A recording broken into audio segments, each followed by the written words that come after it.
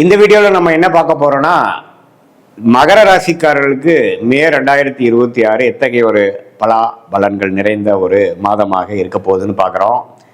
இப்போ பாருங்க, சயின்டிபிக் வேதிக் அஸ்ட்ராலஜி முறையில் எந்த விதத்திலும் மிகைப்படுத்தாமல் உள்ளது உள்ளவாறு ஒரு கிரகமும் ஒரு மாதிரியான அமைப்பில் இருக்கும் பொழுது எது மாதிரி தாக்கத்தை கொடுக்குதுங்கிறது அந்த அறிவியல் சார்ந்த கலையாகிய இந்திய வேத ஜோதிட அடிப்படையான சயின்டிபிக் வேதிக் அஸ்ட்ராலஜி நம்ம பார்க்க போகிறோம்.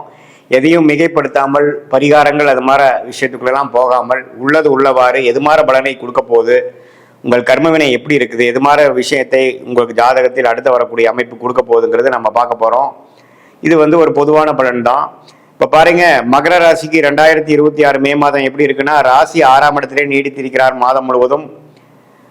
குருவே பார்த்தீங்கன்னா ஜூன் மாதம் தான் பயிற்சி அடைகிறார். மே மாதத்தில் எந்த மாற்றமும் இல்லை. 3ஆம் இடத்துல சனி இருக்கிறார். 7 நாள் சனியிலிருந்து நீங்கி இருக்கக்கூடிய மகர ராசிக்காரர்கள் ஓரளவுக்கு மீண்டு வாழ்க்கையில் முன்னேறக்கூடிய அமைப்புக்கு வந்துட்டு இருக்கீங்கிறதா உண்மை. 2ஆம் இடத்துல ராகு, 8ஆம் இடத்துல கேது இருக்கிறார். இப்போ இது மாதிரி ஒரு ஆண்டு கிரகம் சஞ்சாரம் இருக்கும் பொழுது மாத கிரகம் எப்படி இருக்குன்னு பார்த்தீங்கன்னா, செவ்வாய் பார்த்தீங்கன்னா மீனத்திலேயே ராசி அதிபதியோட முதல் 2 வாரம் இருந்து சில மன சஞ்சலங்கள், சில ரெஸ்ட்லெஸ்னஸ், சில கோபதாபங்கள், சில சௌரிய கோளாறுகள்லாம் மே மாதம் 2 வாரம் முதல் 2 வாரம் மகர ராசிக்காரர்களுக்கு செவ்வாய் சனியோட சேருவதனால் கொஞ்சம் அது மாதிரி ஒரு தாக்கங்கள் இருக்குது. ஆனால் மே செகண்ட் ஹாஃப்லேருந்து பார்த்தீங்கன்னா செவ்வாய் சனியோட விலகிறது நல்ல அமைப்பு. 4ஆம் இடத்துக்கு 10ஆம் இடத்துக்கு செவ்வாய் பார்ப்பது தவறு இல்லை.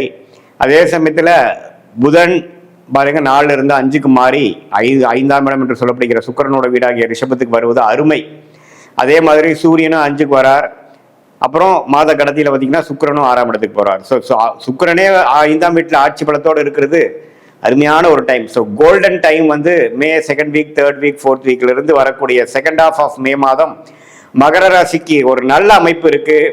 காதல் கை கூடக்கூடிய அமைப்பு, குழந்தைகளால் நல்ல கல்யாணமான தம்பதியருக்கு குழந்தைகளால் நற்செய்தி, குடும்பத்தில் குதூகலம், வண்டி வாகனம் சேர்க்கை, வீடை வசதிப்படுத்திக்கிறது, அது மாதிரி பல நல்ல விஷயங்கள், ஆரோக்கியமான விஷயங்கள், கலகலப்பாக இருக்கக்கூடிய விஷயங்கள், சுப விஷயங்கள் நடக்கக்கூடிய அமைப்பு மகர ராசிக்காரர்களுக்கு மே 2026 குறிப்பாக சொல்லணும்னா செகண்ட் ஹாஃப் ஆஃப் மே அற்புதமாக இருக்கு. அதை நீங்க கரெக்டா யூஸ் பண்ணிக்கணும். அந்த நேரத்தில் பார்த்தீங்கன்னா ஏனோதானோன்னு இல்லாமல் வரவேண்டிய வாய்ப்புகளை கரெக்டாக நீங்க உபயோகப்படுத்தி கொண்டு இந்த குரு, சுக்கிரன், அதே சமயத்தில் புதன், அது மாதிரி கிரகங்கள்லாம் நல்ல ஒரு வசதிப்படுத்துவதற்காக ஒரு சுப விரயத்தை கொடுத்து நல்ல வாழ்க்கையில் அடுத்த லெவலுக்கு நம்ம போகக்கூடிய அமைப்பை கொடுக்கிறார்.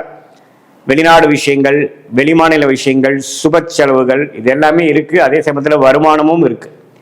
ஸோ இது அற்புதமான ஒரு காலத்தை நீங்க மகர ராசிக்காரங்க இவ்வளவு தூரம் கடந்த 2-3 வருஷமாலாம் ஜென்மசனி, அஷ்டம சனி எல்லாம் தாக்கி ஜென்மசனி, பாத சனியிலேருந்து வெளியில் வரக்கூடிய மகர ராசிக்காரர்களுக்கு இந்த வாய்ப்பை கரெக்டாக யூஸ் பண்ணிக்கணும். காதல் விஷயத்தில் இருக்கிறவங்க, காதல் செய்து கொண்டு இருக்கிறவர்கள், காதல் கை கூடக்கூடிய அமைப்புகள் இருக்கு. பேரண்ட்ஸ் கிட்ட இருந்து பர்மிஷன், கன்சென்ட்டு, ஒத்துழைப்பு, பர்மிஷன் கிடைக்கக்கூடிய அமைப்புகளாக உண்டு. அதே மாதிரி கலைத்துறையில் இருக்கக்கூடிய, மீடியா துறையில் இருக்கக்கூடியவங்களுக்கு நல்ல ரெகக்னிஷன் வாய்ப்புகள் உண்டு. வெளிநாடு போகக்கூடிய அமைப்புகள் உண்டு. சுப முதலீடு பண்ணி வியாபாரத்தை அடுத்த லெவலுக்கு கொண்டு போகக்கூடிய ஒரு எக்ஸ்பான்ஷன் பண்ணக்கூடிய அமைப்புகள் கண்டிப்பாக உண்டு. ஸோ மகர ராசிக்காரர்களுக்கு பார்த்தீங்கன்னா இதுவரை கொஞ்சம் மே மாதம் 2 வாரம், மார்ச் மாதத்திலாம் கொஞ்சம் சிறு சிறு பிரச்சனைகள், மன சஞ்சலங்கள் நாள் பாதிக்கப்பட்ட மகர ராசிக்காரர்களுக்கு இது ஒரு நல்ல மாற்றமாக மே 2026 குறிப்பாக சொல்லணும்னா செகண்ட் ஹாஃப் நல்ல ஒரு வாய்ப்பாக இருக்குது. அதை நம்ம யூஸ் பண்ணிக்கணும்.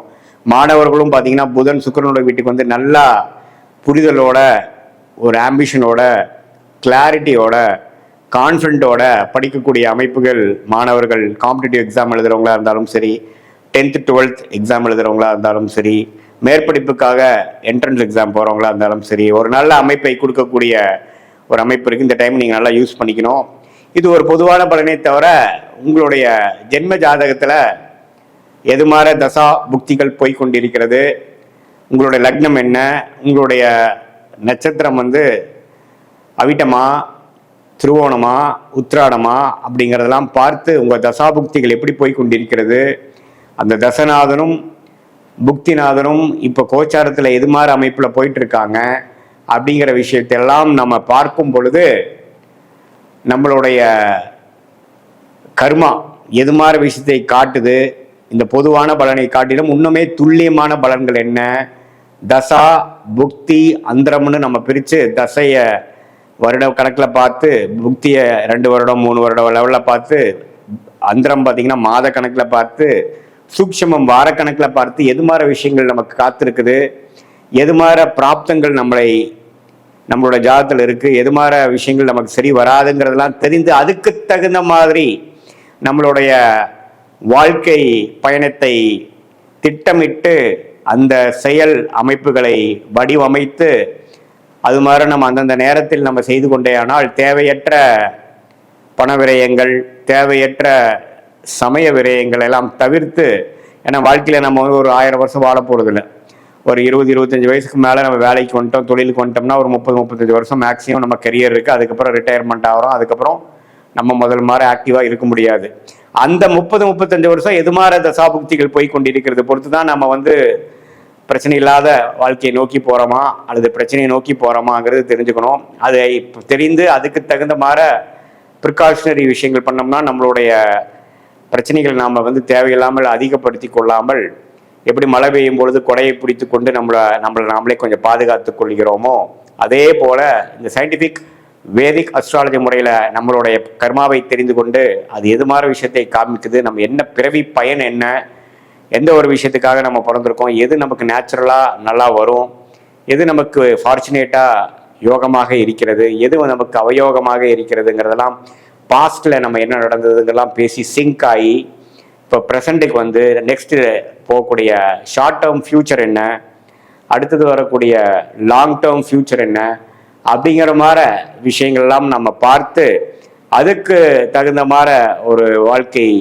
அமைப்புகளை திட்டங்களை தீட்டி அதுக்கு சேர்ந்த மாதிரி செஞ்சோம்னா சயின்டிஃபிக் வேதிக் அஸ்ட்ராலஜி முறையில் நல்ல பலன் அனுபவிக்கலாம். நம்ம இந்த மாதிரி பரிகாரங்கள் அது மாதிரி விஷயத்துக்குள்ள போய் நம்ம கர்மாவை மாற்றிட முடியும் அப்படிங்கிறதுல சயின்டிஃபிக் வேதிக் அஸ்ட்ராலஜி முறையில் பெரிய நம்பிக்கை இல்லை. ஆனால் என்ன விஷயம் எப்படி நடக்குது, எது மாதிரி எது விஷயங்கள் காட்டுதுங்கிறது தெரிந்தால் அதுக்கு தகுந்த மாதிரி மென்டலாக ப்ரிப்பேர்ட் ஆகி நம்மளுடைய பிராப்தங்களை நம்ம அதிகரிக்க முடியும், நம்மளுடைய பர்சன்டேஜ் ஆஃப் சக்ஸஸை இன்க்ரீஸ் பண்ணிக்க முடியும், அதிகரித்துக்க முடியுங்கிறதை நாம் தெரிஞ்சுக்கணும். அதே சமயத்தில் நம்மளுடைய விஷயங்கள் வேலையா தொழிலா, காதல் திருமணமா அரேஞ்ச் மேரேஜா, வெளிநாடா உள்நாடா, கவர்மெண்ட் ஜாபா ப்ரைவேட் செக்டாரா, எது மாதிரி அமைப்புகள், இது மாதிரி ஒரு வயசுக்கும் நமக்கு கேள்விகள் நிறையா இருக்குது, நம்மளுடைய சாய்ஸஸ் நிறையா இருக்குது. அதுக்கு வேணுங்கிற விஷயங்கள் தான் கரெக்டாக நம்ம சயின்டிஃபிக் வேதிக் அஸ்ட்ராலஜி மூலமாக ஃபில்டர் பண்ணி அதில் போனோம்னா தேவையற்ற சமய வரைகளை தவிர்த்து எளிதில் எதிர்நீச்சல் போடாமல் வாழ்க்கையில் வெற்றி பெற முடியும் என்று சொல்ல விரும்புகிறேன். மீண்டும் மற்றொரு காணொளியில் சந்திப்போம். நன்றி, வணக்கம்.